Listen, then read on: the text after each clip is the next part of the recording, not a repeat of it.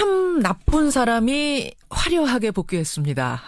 바로 문화체육관광부의 신임 차관으로 임명된 노태강 전 국장 얘기입니다.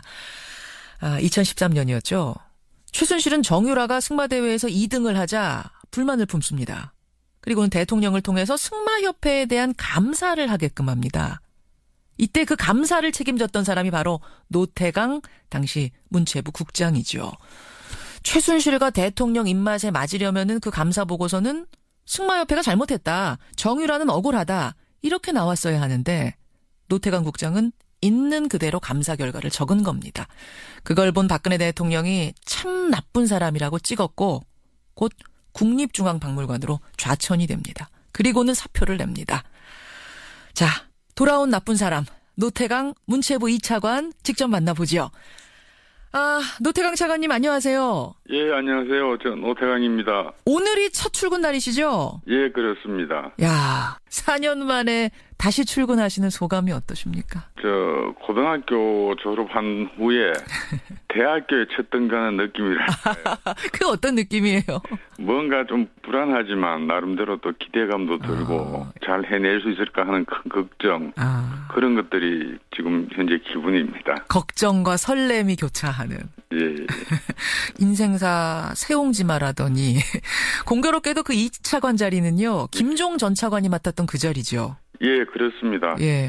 근데 사실은 그 2차관 자리에는 그 이전에는 훌륭한 선배님들, 차관님들이 굉장히 많이 일하셨던 자리입니다. 예. 그래서 뭐 지금 현재 딱히 그 자리가 김종 차관하고 연관성은 제 마음에 크게 와닿지는 않는 그런 상황입니다. 김종 차관의 2차관 자리는 좀 잊어달라 이런 부탁처럼 들리기도 하네요. 예, 그렇습니다. 예. 네.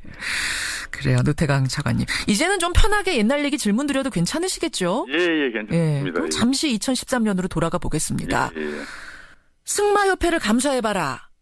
이 이야기를 들었을 때 그게 최순실로부터 떨어진 오더, 그러니까 명령이라는 거를 아셨어요? 모르셨어요? 그때 처음 당시에는 전혀 그런 생각은 가질 수도 없었고요. 전혀? 예, 오히려 왜 이렇게 개별 단체에 관심을 가지실까 큰 우리가 모르는 뭐가 있나 오히려 궁금했었고요. 박근혜 전 대통령께서 취임 이후에 체육계에 사실 관심을 처음부터 많이 보이셨기 때문에 예. 대통령이 직접 내린 지시라는 것에 대해서는 뭐 크게 놀라지는 않았습니다. 근데 그 대상과 내용이 개별 경기단체 그리고 근통적으로 승마협회는 사실은 정책적 관심이 있었던 단체가 아니기 때문에 조금 놀랐었죠. 그러니까 더 대중적인 종목이 얼마든지 있는데 왜 이렇게 대통령이 유독 승마만 챙길까 이런 생각을 하셨다는 거예요. 예. 그뿐만 아니고 승마와 관련된 다른 지시들도 꽤 많았었습니다. 예를 들면 어떤 것들이 또 있었어요? 예를 들면은 말산업 활성화 방안을 찾아보라고 하시는 등 사실은 말산업 자체는 그 당시에 농림수산부 소관 사업이었는데 특이하게 생각을 한 적도 있었습니다. 말산업. 대통령이 하나하나 개별적으로 챙길 문제는 아닌데 왜 이럴까 이런 생각. 예, 그렇습니다. 여하튼 의아해하면서 감사를 하셨습니다. 그리고 있는 그대로 감사 보고서를 작성하신 거죠. 예. 그때 결과가 어떻게 나온 겁니까? 그때는 사실 그 박원호 지금 뭐 모든 분들이 알고 계시지만 박원호 전 승마협회 부회장을 만나서 그 얘기를 들어보라는 게 지시 내용이었고요. 그러니까 그 사람이 이제 알고 보니까 최순실 측근이었던 거죠? 최순실 측근이라고는 당시에 몰랐고 그분이 얘기하시는 내용이 지나치게 정책적이라든지 이런 면보다는 개인 비리 내용이 주였던 것 같고요. 그래서 그 개인 비리 내용에 대한 제보였기 때문에 이건 일방적인 얘기만 들을 수 없어서 이제 전체적으로 다른 사람들 제3자 혹은 당사자들한테도 얘기를 들어봤고 그 과정에서 최순실 씨 이름보다는 정윤혜 씨 딸이라는 얘기는 들었었습니다. 정윤혜 딸이 이야기가 거론이 됐고 그 말하자면은 이제 그 박원호 부회장이 얘기하는 문제 있는 사람들에 대해서 문제 있다라고 썼으면 문제가 없는데 이쪽 이야기도 듣고 저쪽 이야기도 들어보니까 이게 파벌 싸움이다 이런 결론이 난 거예요. 그렇습니다. 그래서 그 어떤 그 사람들이 옳고 그러다는 내용 이전에 파벌 싸움 같다고 판단을 했기 때문에 정부가 직접 개입하는 건 부적절하고 부적절하다. 개인 비리 내용적으로 접근하는 것보다는 제도적인 어떤 이 비리 발생 요소가 있는 제도부터 찾아서 제도적인 접근을 하자는 게 그 당시 저희 생각이었습니다. 참으로 상식적인 보고서가 나온 건데. 예. 정유라가 희생양이다, 정유라 억울하다라는 말을 안 썼다고 해서 결국은 좌천되셨는데 그 장소가 국립중앙박물관이에요. 예. 국립중앙박물관으로 가라 했을 때 얼마나 황당하셨어요? 그때 당시 생각은 제 상관 되시는 분이 제가 마음에 들지 않아서 같이 일을 할 수 없다고 생각하면 다른 자리로 보낼 수 있다고는 그때 당시도 받아들였고요. 오히려 그 상황이 벌어지자 저보다는 제 주위에 있던 당시 동료분 선배 후배들이 오히려 더 좀 황당해했던 그런 기억이 있습니다. 뭐라고 하셨어요? 그 주변의 동료들은? 이거 뭐 보고서 이거 가지고 이럴 수 있느냐. 왜냐하면 이런 경우는 사실은 저도 당시 공무원 생활 한 30년 했지만 거의 처음 당하는 상황이었고 다른 분들도 거의 마찬가지였을 겁니다. 그렇죠. 예. 그렇게 해서 국립중앙박물관의 교육문화교류단장 이렇게 가신 거예요? 예. 거기서는 왜 또 사표를 내게 되셨어요? 그때 당시에는 국립중앙박물관하고 프랑스 장식미술관 사이에 한 프랑스 수교 130주년 기념 전시회가 협의되고 있었습니다. 예. 그래서 아주 순조롭게 협의된 전시회가 프랑스 측에서 갑자기 당시에 시중에 판매되고 있던 고가의 사치품 제품을 전시품에 포함시키겠다 그러고 국립중앙박물관 내에서 그 제품 홍보 행사를 하겠다고 주장하면서 기성 제품을 예. 그래서 협의가 진행되지 않고 다투고 있었는데 갑자기 문체부 본부하고 청와대 측에서 프랑스 주장을 다 수용해라. 수용해서라도 무조건 전시를 성사시키라.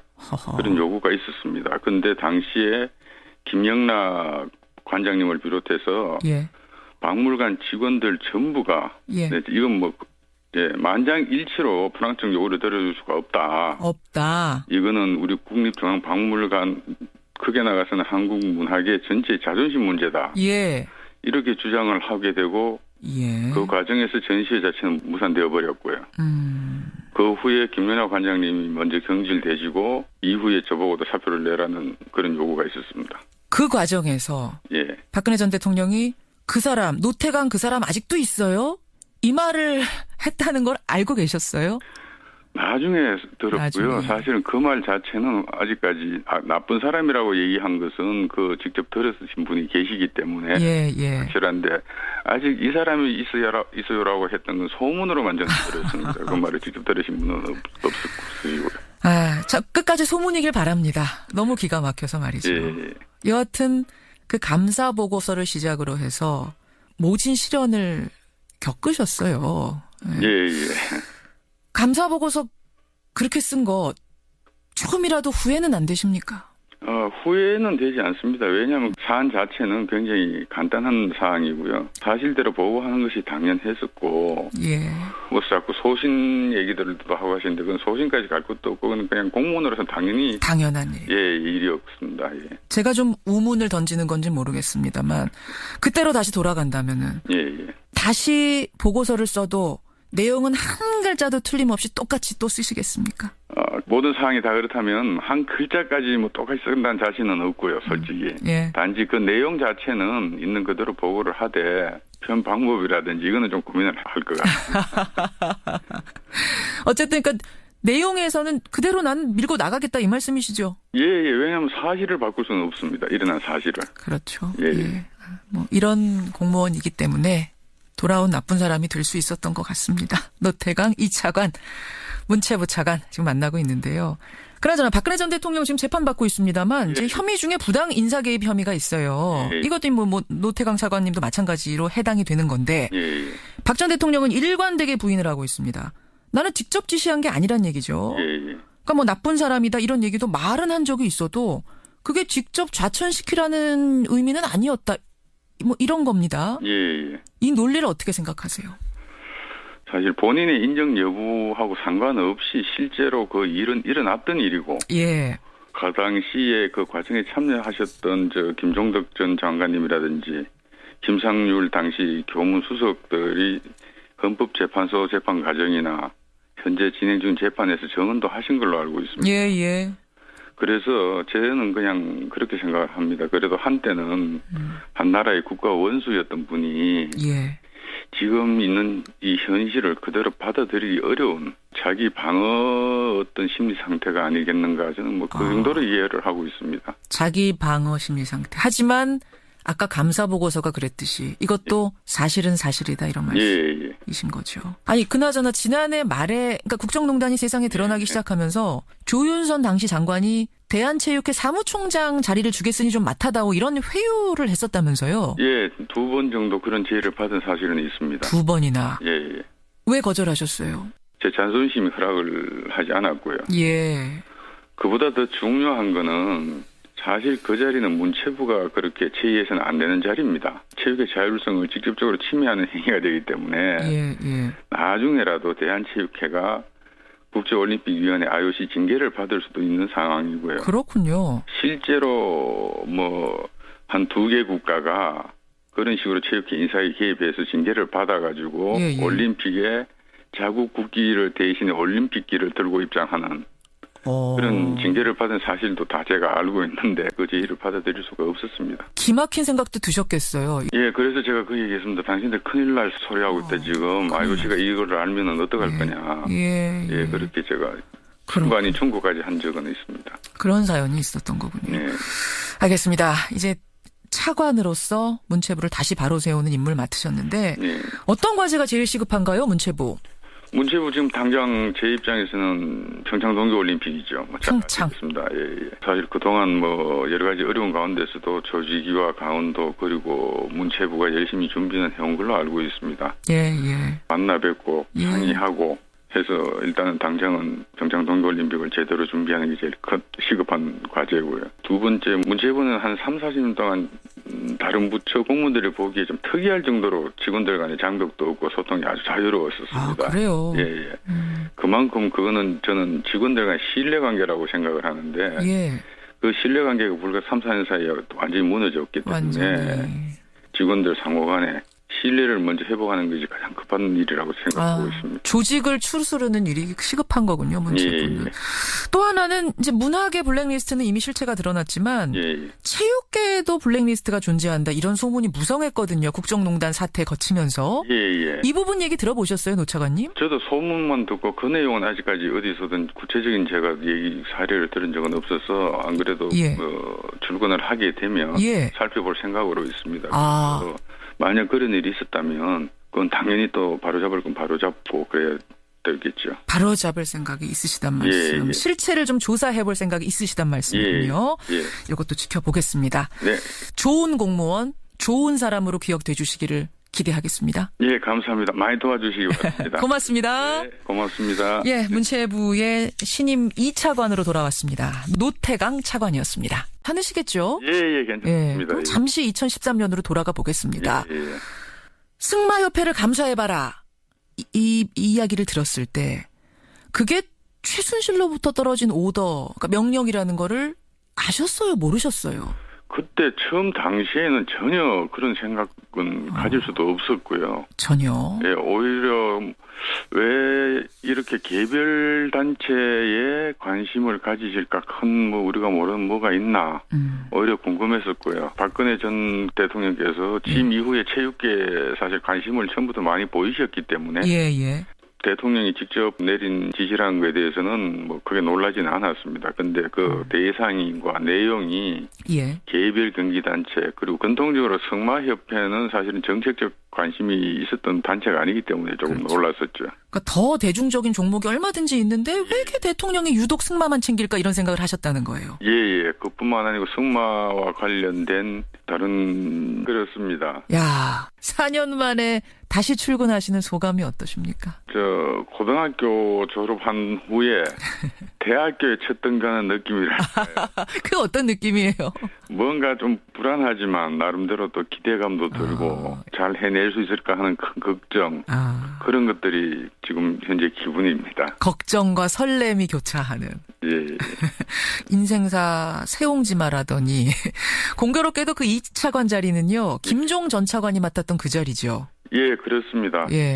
근데 사실은 그 2차관 자리에는 그 이전에는 훌륭한 선배님들, 차관님들이 굉장히 많이 일하셨던 자리입니다. 예. 그래서 뭐 지금 현재 딱히 그 자리가 김종 차관하고 연관성은 제 마음에 크게 와닿지는 않는 그런 상황입니다. 김종 차관의 이 차관 자리는 좀 잊어달라 이런 부탁처럼 들리기도 하네요. 예, 그렇습니다. 예. 네.